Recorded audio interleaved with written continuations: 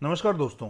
आज आपको मैं एक ऐसे दो सेक्टर्स के बारे में बताने वाला हूं जिसमें आने वाले दिनों में काफ़ी भारी गिरावट आएगी। तो अगर आपके पास उन सेक्टर्स के स्टॉक्स हैं तो आप उनको रिव्यू कर सकते हैं, और अगर आपको वीक लगे तो आप बेच सकते हैं, या अगर आपका खरीदने का मन था तो आप उनको अवॉइड कर सकते हैं। और सबसे पहले हम जल्दी से स्नैपशॉट लेंगे कि आज क्या क्या हुआ मार्केट्स में। उसके बाद आपको पांच ऐसे स्टॉक्स बताऊंगा जिनमें आप इंटरडे पोजीशंस लेके कुछ अच्छे प्रॉफिट्स बना सकते हैं। और जो रेगुलर व्यूअर्स हैं मेरे, वो ये जानते हैं कि जितने भी हम स्टॉक्स डिस्कस करते हैं वीडियोस में, उनमें से काफ़ी स्टॉक्स जो हैं वो उसी डायरेक्शन में जाते हैं जो हमने पहले से वीडियो में बताया होता है। और स्नैपशॉट की बात करें तो आज निफ्टी 16 पॉइंट माइनस बंद हुआ और बैंक निफ्टी 123 पॉइंट माइनस बंद हुआ। और अगर हम अभी के मार्केट्स की बात करें तो यूरोपियन मार्केट्स जो हैं वो नेगेटिव में हैं तीनों। और आज जो स्टॉक्स प्लस में थे सबसे ज़्यादा वो थे H D F C limited, Airtel, Grasim और आईटीसी। और जो स्टॉक सबसे ज़्यादा माइनस में थे वो थे सन फार्मा, बीपीसीएल, विप्रो और टेक महिंद्रा।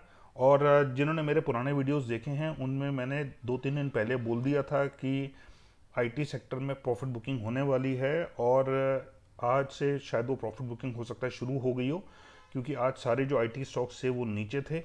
और अगर हम बैंक निफ्टी की बात करें तो बैंक निफ्टी में सबसे वर्स्ट परफॉर्मिंग जो बैंक्स थे वो थे axis bank, PNB, federal bank और बंधन बैंक। ज़्यादातर जिनकी वजह से बैंक निफ्टी नीचे था 123 पॉइंट। और उसके बाद अगर हम सेक्टर्स की बात करें तो प्लस में जो सेक्टर्स थे वो थे कंज्यूमर ड्यूरेबल्स और कंजम्पशन।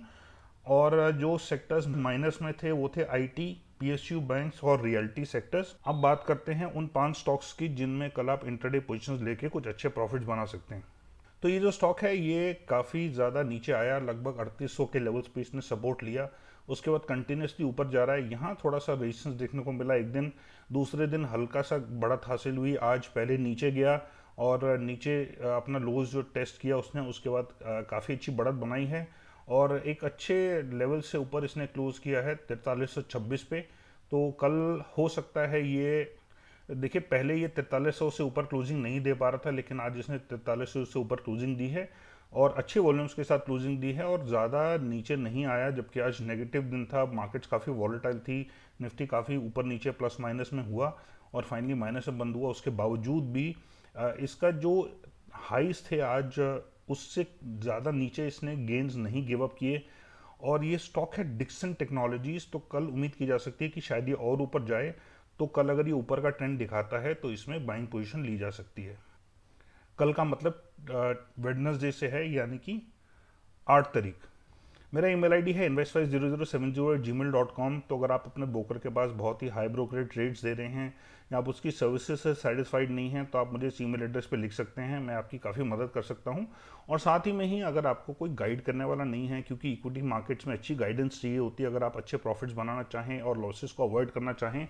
क्योंकि अगर आपके पास अच्छी गाइडेंस नहीं होगी तो या तो आपको कोई बताने वाला होगा ही नहीं, या जो गाइडेंस है वो काफ़ी पुअर होगी, जिसकी वजह से या तो आपके लॉसेस होंगे या आपके उतने ज़्यादा प्रॉफिट्स नहीं बन पाएंगे जितने इक्विटी मार्केट्स के हिसाब से बनने चाहिए। तो आप मुझे इस ईमेल एड्रेस पे लिखें ताकि मैं आपकी मदद कर सकूं, आपके ब्रोकरेज रेट्स भी कम हो जाएं और आपको अच्छी गाइडेंस भी मिले और साथ ही में ही आपको अच्छी सर्विसेज भी मिलें जो अभी तक शायद आपको नहीं मिलती होंगी अपने एग्जिस्टिंग ब्रोकर से। और अगर आप मेरे टेलीग्राम चैनल के मेंबर नहीं हैं या मुझे ट्विटर पे फॉलो नहीं करते हैं तो दोनों के लिंक्स डिस्क्रिप्शन में दिए हुए हैं, आप वहाँ पे जाके क्लिक करके मुझे फॉलो कर सकते हैं। और ये मेरा ईमेल आईडी आपको मेरे वीडियोस के डिस्क्रिप्शन में भी मिल जाएगा। और अगर आपको वीडियो पसंद आए और इन्फॉर्मेटिव लगे तो इसको लाइक और शेयर ज़रूर कीजिएगा। और अगर आप अभी तक चैनल के मेंबर नहीं हैं, चैनल के सब्सक्राइबर नहीं हैं, तो जल्दी से सब्सक्राइब करिए। और जब आप बेल नोटिफिकेशन प्रेस करेंगे तो उसमें ऑल सेलेक्ट करना मत भूलिएगा, नहीं तो आपको सारे वीडियोस के नोटिफिकेशन नहीं मिलेंगे।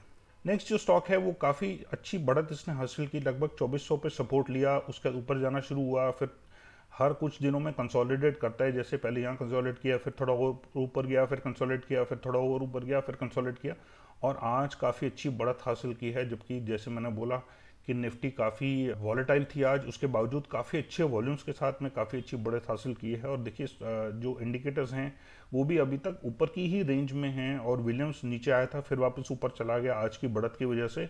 तो ऐसा लगता है इसमें स्ट्रेंथ और ज़्यादा है और इसने भी अपने हाई से कुछ ज़्यादा गिव अप नहीं किया है और ऑलमोस्ट सारे दिनों में इसने जो अपने 5D EMA है वहाँ पे सपोर्ट लिया हुआ है। खास करके पिछले कुछ दिनों की अगर हम बात करें तो ज़्यादातर अपने 5D EMA के ऊपर ही रहा है, और ऐसी उम्मीद की जा सकती है कि कल ये और ऊपर जा सकता है। तो अगर ये भी ऊपर का ट्रेंड दिखाता है तो इसमें आप बाइंग पोजीशन लेके कुछ अच्छे प्रॉफिट बना सकते हैं।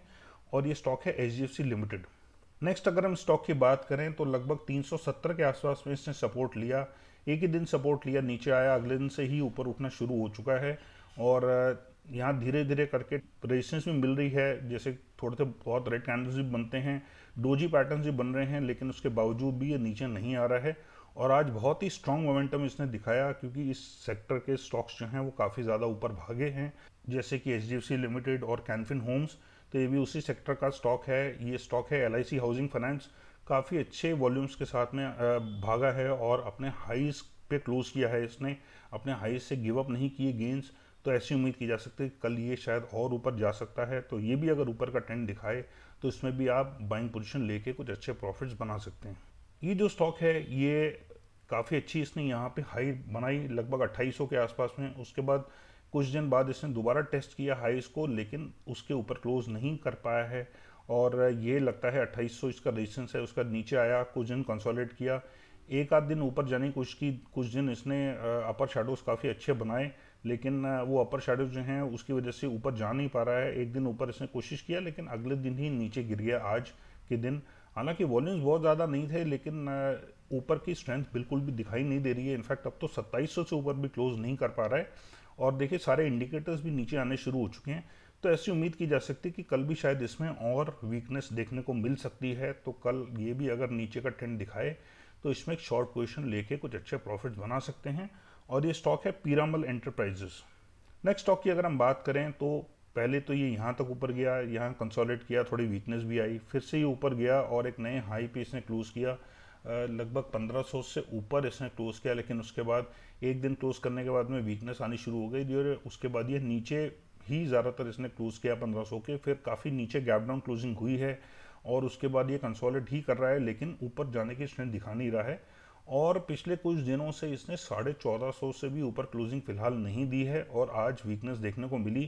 तो हल्का सा ये 1450 से ऊपर गया, लेकिन उसके बाद इसने लोअर शेडो बनाया है और अपने लोज पे क्लोज किया है इसने। और जो दो तीन कन्वर्जिंग जो मूविंग एवरेजेस हैं 5 दिन, 10 दिन और 20 दिन की, उनके लगभग आसपास ही है ये। और 5 और 10 दिन के एवरेज से तो नीचे क्लोज किया है। बाकी 20 दिन का देखना पड़ेगा कि 20 दिन से नीचे भी क्लोज करने की इसमें दम है कि नहीं। लेकिन क्योंकि इंडिकेटर्स नीचे जा रहे हैं तो हो सकता है ये थोड़ा सा नीचे भी आए, शायद 1400 या 1400 से भी नीचे आए, पॉसिबिलिटी है कल, ऐसा लग रहा है। क्योंकि इसमें ज़्यादा स्ट्रेंथ देखने को फिलहाल मिल नहीं रही है। तो कल अगर ये भी अगर नीचे का ट्रेंड दिखाता है तो इसमें भी एक शॉर्ट पोजीशन लेके कुछ अच्छे प्रॉफिट्स बनाए जा सकते हैं। और ये स्टॉक है टाटा स्टील।